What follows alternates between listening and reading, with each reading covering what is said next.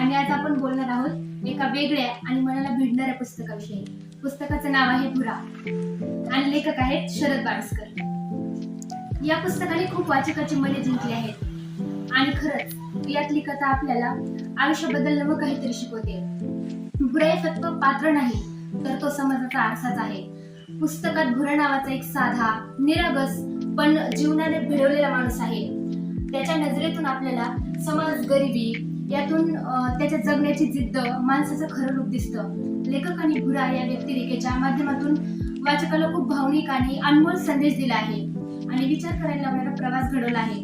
शरद बाविस्कर यांची लेखन शैली खूप साधी पण ताकदवान आहे. त्यांची भाषा अवघड नाहीये, पण शब्दातली ताकद व्यक्तांना हृदयाला स्पर्शून जाते. त्यांनी ग्रामीण जीवन, सामाजिक वास्तव आणि मानवी भावभावना इतक्या खऱ्या पद्धतीने मांडल्या आहेत की आपल्याला वाटतं की आपण या प्रवासाचा एक भागच आहोत. भुरा हा खरा नायक आहे. त्याचं साधं आयुष्य, त्याच्या इच्छा, त्याचा संघर्ष, भुराच्या जीवनाचे प्रश्न आहेत. गरिबी, समाजाची उदासीनता, शिक्षणाचा अभाव, हे प्रश्न आजही आपल्या आजूबाजूला आपल्याला पाहायला भेटतात. त्याच्या आयुष्यातील लहान मोठ्या प्रसंगातून आपल्याला जाणवतं की माणूस कितीही संकटात असला तरी आशा, प्रेम आणि जगण्याची ओढ कधीच मरत नाही. भुरासोबत असलेली इतर पात्र हे पुस्तकाला समृद्ध करतात. प्रत्येकाचं चित्रण जिवंत आणि प्रभावी आहे. हे पुस्तक वाचताना माझ्या डोळ्यासमोर एक असं चित्र उभं राहिलं. कधी मनात हळहळ निर्माण झाली तर कधी प्रेरणा मिळाली. भुरा आपल्याला शिकवतो की माणूस कितीही साधा असला, कितीही सामान्य असला तरी त्याच्या जगण्यातल्या गोष्टी, जिद्द आपल्याला मोठे घडवतात.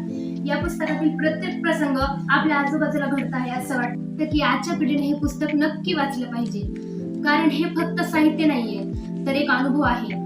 म्हणजे आपल्या आयुष्यात आपलं जीवन कसं जगलं पाहिजे या पुस्तकातून आपल्याला कळतो. तर मित्रांनो, हा होता शरद बाविस्कर यांच्या पुस्तकाचा बुक रिव्ह्यू. तुम्ही अजून हे पुस्तक वाचलं नसेल तर जरूर वाचा. तुम्हाला एक वेगळा अनुभव मिळेल. आणि हो, तुम्हाला माझा हा रिव्ह्यू कसा वाटला हे कमेंट मध्ये नक्की सांगा. व्हिडिओ आवडला असेल तर लाईक करा, शेअर करा, कमेंट करा आणि माझ्या चॅनलला सबस्क्राईब करा.